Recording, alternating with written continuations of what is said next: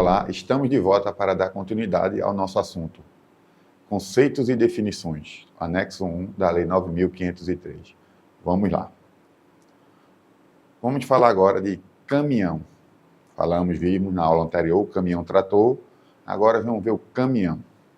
Segundo o código, o caminhão é o veículo automotor destinado ao transporte de carga com peso bruto total superior a 3.500 kg, podendo tracionar ou arrastar outro veículo, respeitada a capacidade máxima de tração.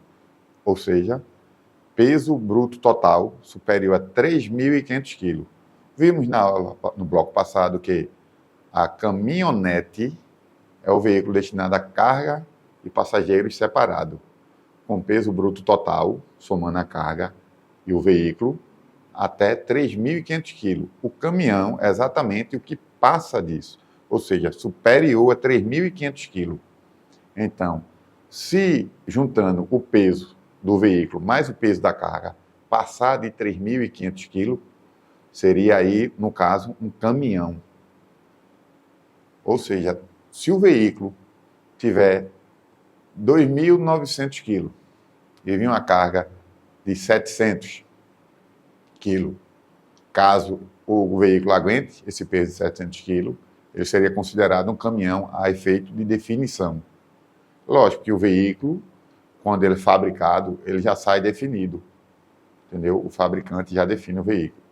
Então, assim, não é por causa da carga que ele se tornaria um caminhão, porque a capacidade de carga dele, a fabricante não iria poder ultrapassar o 3.500 kg, ou seja, se ele tiver 3.400 kg, ele só vai poder carregar 100 kg, senão ele vai ter que ser enquadrado como um caminhão e não como caminhonete, ok? E a mesma questão, ele pode tracionar ou arrastar.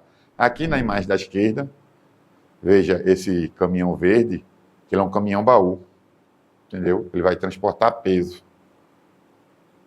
O da direita é o que chamamos de caminhão basculhante, que leva metralha para poder carregar e descarregar com esse movimento da compartimento de carga.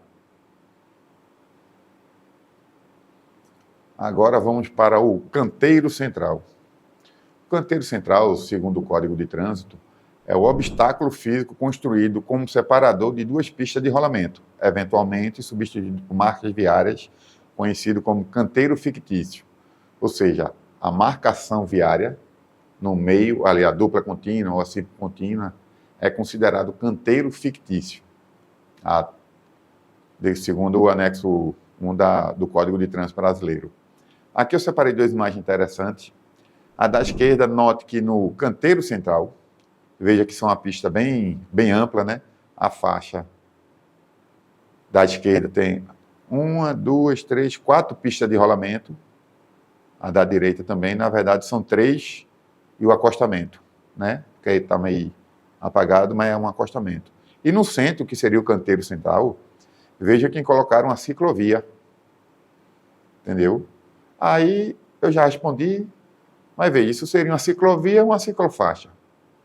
Relembrando as aulas passadas. Vejam, ela está no mesmo nível da pista, ela está sinalizada na faixa de rolamento da pista. Não, né? Está separada, como eu já disse, está no canteiro central. Então, sim, isso aí é uma ciclovia e não uma ciclofaixa. A foto mais à direita, né? Vejam os trabalhadores aí ajeitando o canteiro central, colocando árvores, né? E essa foto é daqui de Olinda, ali da Avenida Olinda, na entrada da cidade. Vejam que, devido à colocação dessas plantas aí no canteiro central, impossibilita o tráfego de pedestres por ele. Já a foto da esquerda, não. Até ciclista pode transitar por ele. Fizeram uma ciclovia, né? Então, assim, o canteiro central, ele divide as duas pistas de rolamento, né? No caso da esquerda, sentido contrário.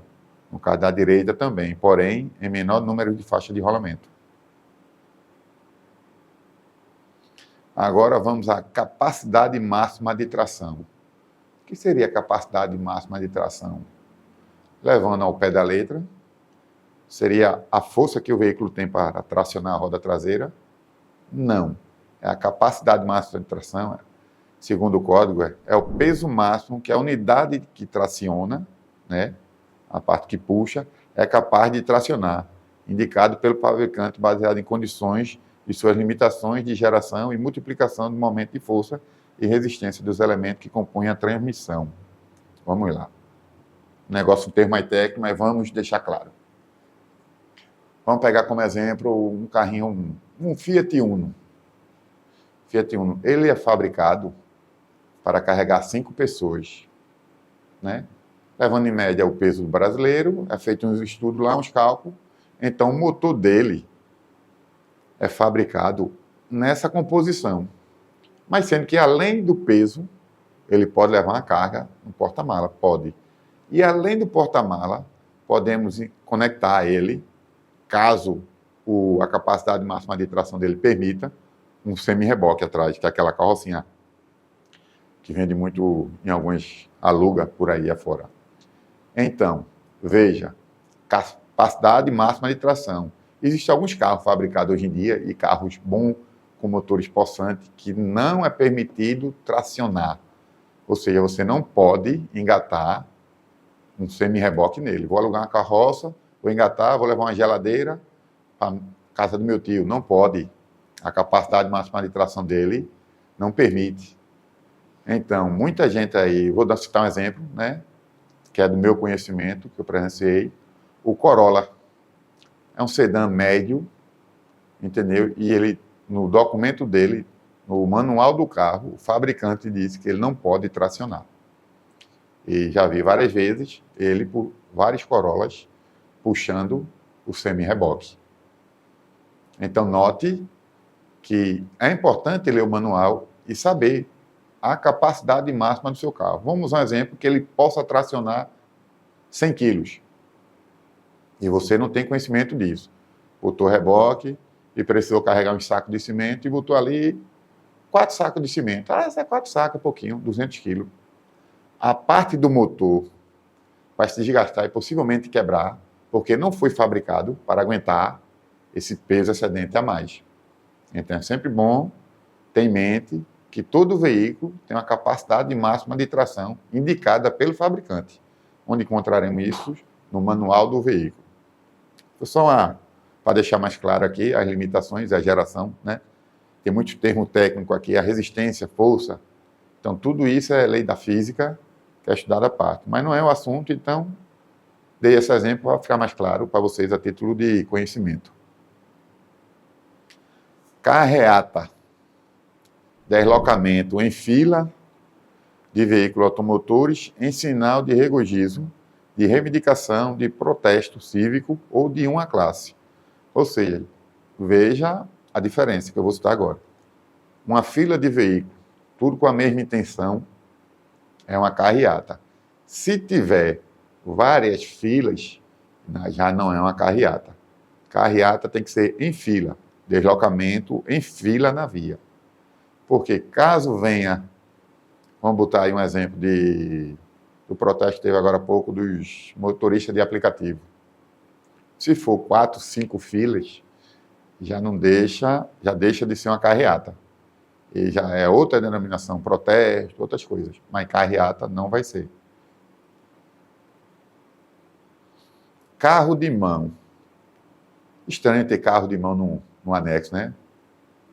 Você vê trânsito, aí tem carro de mão, que é um aparato para você carregar peso em obras e outras situações. O código define ele como veículo de propulsão humana utilizado no transporte de pequenas cargas. Por que colocou o carro de mão? Porque na via pode transitar pessoas carregando carga no carro de mão. Então, o carro de mão é considerado um veículo de propulsão humana. Então, se é veículo, o código está abrangendo ele como um veículo para poder enquadrá-lo no anexo 1. Olha, carroça, que em alguns municípios não é permitido o trânsito de carroça. A carroça é o veículo de tração animal destinado ao transporte de carga.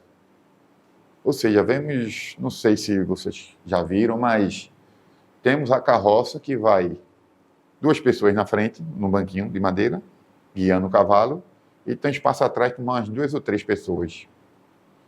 Ou seja, veículo, carroça é o veículo de tração animal destinado ao transporte de carga. Se for para carregar pessoas, deixa de ser carroça. Sim, mas se não for carroça, vai ser o quê? Qual a definição? O que é que o código chama? Quer dizer, se eu pegar esse veículo, colocar metralha, que acontece muito, ou uma carga qualquer de telha que for, e transitar com ele, por estar carregando carga, se denomina carroça. Então, e se for pessoa, o que será? Pessoa é considerada como charrete. Vou dizer mais à frente, porque aqui está na ordem, mas quando chegar em charrete eu faço o paralelo. O posteriormente é um nome complicado, é o catadióptrico. Aí o que seria o catadióptrico? Muitas pessoas acham que são as taxas. Taxas ou taxões, que são aquele objeto fixo que fica delimitando a via, tanto no bordo, né, como no centro. Não. Ele é o dispositivo de reflexão e refração da luz utilizado na sinalização de via e veículo. Alguns chamam de olho de gato. Veja, eu botei um exemplo aqui para entender, diferenciar o que é cada coisa. A imagem da esquerda é exatamente o catadióptrico, entendeu? Que é só ele, que é a parte que faz a reflexão ou a refração da luz. No meio, veja que é uma taxa, né? A taxa, porém, na taxa você vê que tem dois catadióptricos, que tem, dependendo no sentido da via, eles podem até mudar de cores. Aqui os dois são amarelos. Na imagem à direita, veja que no centro da pista, quando a luz bate nele, a refração é branca. E no canto esquerdo, né, veja que é vermelho. Isso indica ao condutor, né, que ele está saindo da pista. O limite é o vermelho. O meio está indicando o centro da pista.